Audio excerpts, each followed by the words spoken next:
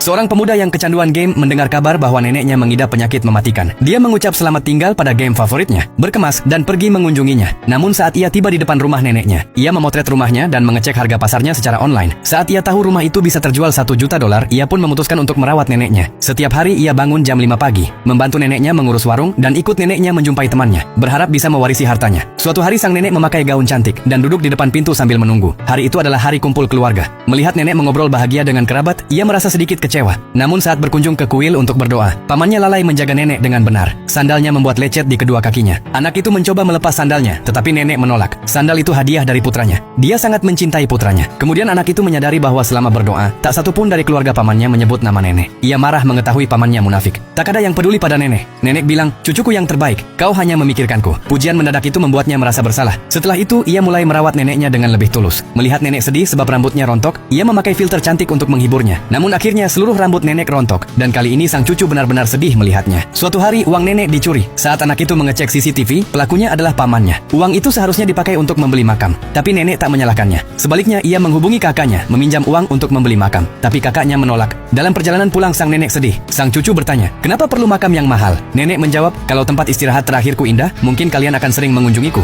Anak itu terdiam, hanya menggenggam erat tangan neneknya. Saat kondisinya memburuk, sang nenek kesakitan hingga tak bisa tidur. Hanya cucunya yang selalu di sampingnya. Namun akhirnya nenek mewariskan rumah pada putranya. Sang cucu merasa semua usahanya tidak dihargai. Lalu ia bertanya mengapa nenek melakukan itu. "Padahal akulah yang selalu menemani nenek." Ia pergi dengan marah. Nenek terlihat seperti anak kecil yang merasa bersalah. Setelah itu nenek kembali hidup sendirian. Setelah rumahnya diwariskan, tak ada lagi yang menjenguknya.